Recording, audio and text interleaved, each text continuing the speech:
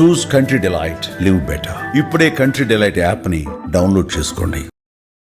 Hi hello, welcome to Suman TV. నేను మీ Roshan. So present నాతో పాటు ఉన్నారు ఎవర్ గ్రీన్ యాక్ట్రెస్ జయలక్ష్మి గారు. మిమ్మల్ని చూస్తున్నప్పుడు ఒక పాట పాడాలనిపిస్తుంది. పాడండి. అప్పుడో ఇప్పుడో ఎప్పుడో కలగన్నానే చెలి. నెస్లేని మీరు పాడండి. నెస్లేని మీరు పాడండి. అక్కడో ఇక్కడో ఎక్కడో మనసిచ్చానే చెలి. మీరు చేసిన సినిమానే కదా. యాక్చువల్గా I really enjoy the music Roshan, but I cannot Singh. If I sing people will run.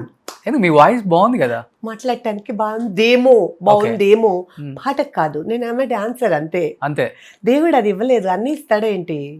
అమ్మ ఇస్తే ఆయన పట్టించుకుంటాం ఏంటి? ఎలా కూచిపూడి డాన్సర్? ఆయన కూచిపూడి డాన్సర్. అటు భరతనాట్యం కూడా చిన్నప్పటి నుంచి నేర్చుకున్నాను, బట్ మెయిన్ కూచిపూడి. ఓకే. నిజంగా జయలక్ష్మి గారు ఇప్పటికి ఈటీవీ సినిమా లేకపోతే మా జీలో మనకి ఓల్డ్ సినిమాలు ఎక్కువ వేస్తుంటారు. అది చూస్తున్నంతసేపు అక్క క్యారెక్టర్స్, వదిన క్యారెక్టర్స్, మీరు కానీ, హేమ గారు కానీ, సురేఖవాణి గారు కానీ, రజిత గారు కానీ, అసలు ఏమైపోయారు వీళ్ళందరూ? ఇప్పుడు స్క్రీన్ మీద కనిపించట్లేదు. పెద్ద బిగ్ స్క్రీన్ మీద ఏదైనా సినిమాకి వెళ్ళినప్పుడు కొత్త కొత్త వదినలు, కొత్త కొత్త అక్కలు కనిపిస్తున్నారు. వీళ్ళు కదా చాలా న్యాచురల్గా ఉండే మన వదినలు, అక్కలు అంటే మనోళ్ళే కదా, మన తెలుగు వాళ్ళే కదా అని అనుకుంటానే ఉంటాం.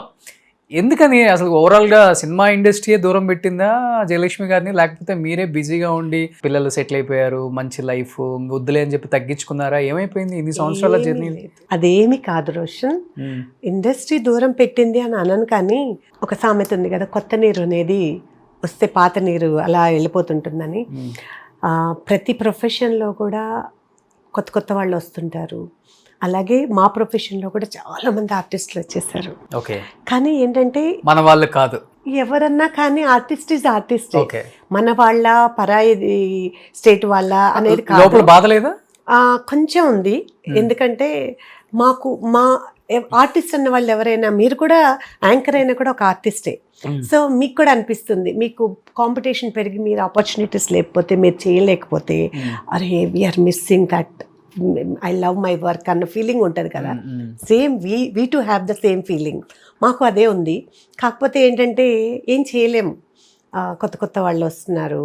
ఇండస్ట్రీలో రన్నింగ్లో ఉంటే ఒక అడ్వాంటేజ్ ఏంటంటే, ఈ క్యారెక్టర్కి ఈవిడ బాగుంటుంది, సూటబుల్ అని చెప్పేసి మనం కొన్ని రోజులు వర్క్ చేయకుండా ఉన్నామంటే, ఇప్పుడు మీతో రోషన్ మనం ఎప్పుడో 10 ఏళ్ల క్రితం మనం కలిసి ఇంటర్వ్యూ చేసాము.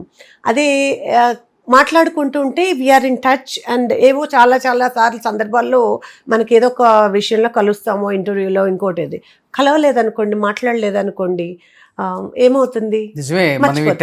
పెద్దగా మాట్లాడుకుంది కూడా లేదు కదా, మర్చిపోతాం. మీరు కూడా మీ అమ్మాయిల పిల్లలకు పిలవలేదు. Sorry for that. రియలీ ఇప్పుడే అంటున్నా, టచ్ లో ఉంటేనే ఏదైనా. అంటే మనం స్క్రీన్ మీద ఉంటేనే వాళ్ళకైనా గుర్తొస్తామండి సమయానికి. అటు కో డైరెక్టర్స్ కానీ, డైరెక్టర్స్ కానీ, మేనేజర్స్ కానీ. స్క్రీన్ మీద లేమనుకోండి, కొత్త వాళ్ళు ఎవరు వస్తే ఈవిడ వచ్చారండి, ఇదిగోండి ఫొటోస్, వీళ్ళున్నారు ఓకేనా డైరెక్టర్ చూపించేస్తారు. దే సెలెక్ట్ బికాజ్ వాళ్ళు దే ఆర్ వెరీ బిజీ. ఒక ప్రాజెక్ట్ పెట్టుకున్నారంటే ఎంత వర్క్ చేయాలి, దాని మీద ఎంత వర్క్ చేయాలి. ఆ సమయంలో అక్కడ వాళ్ళకి అవకాశం ఉన్న వారికే వాళ్ళు చూసేసుకుంటారు. మనం టచ్లో ఉండో స్క్రీన్ మీద కనిపిస్తుంటే డెఫినెట్గా గుర్తొచ్చింది. నాకు ఇంతకుముందు నాకు ఆ క్యారెక్టర్స్ అలానే వచ్చినాయి రోషన్. నేను ఎప్పుడు ఎవరిని అడిగేదాన్ని కాదు. స్క్రీన్ మీద ఆల్రెడీ ఆన్ అండ్ ఆఫ్ ఉండేదాన్ని కాబట్టి, ఈవిడ ట్రెడిషనల్గా ఉంటారు, ఈవిడకి ఆ క్యారెక్టర్ లుక్ సూట్ అవుతుంది, సో ఆవిడని పిలుద్దామన్న థాట్ వాళ్ళకి వచ్చేది.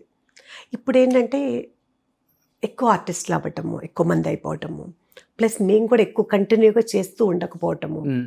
ఇలా ఏదైనా ఇంటర్వ్యూస్లోనైనా బాగా పబ్లిసిటీ అయ్యి ఉంటే అట్లా కూడా అరే నిజమే కదా ఆవిడ చెప్పిన మాట కరెక్ట్ అని బహుశా ఫ్యూచర్లో ఏమన్నా. ఇంటర్వ్యూ తర్వాత మీరు సినిమాలు చేస్తారు? అవునండి, ఐ హోప్ దట్. సో చాలా మందికి అది జరిగింది. సుమన్ టీవీలో మీ పర్సనల్ అండ్ బిజినెస్ ప్రమోషన్స్ కోసం కింది నెంబర్కి కాంటాక్ట్ చేయండి.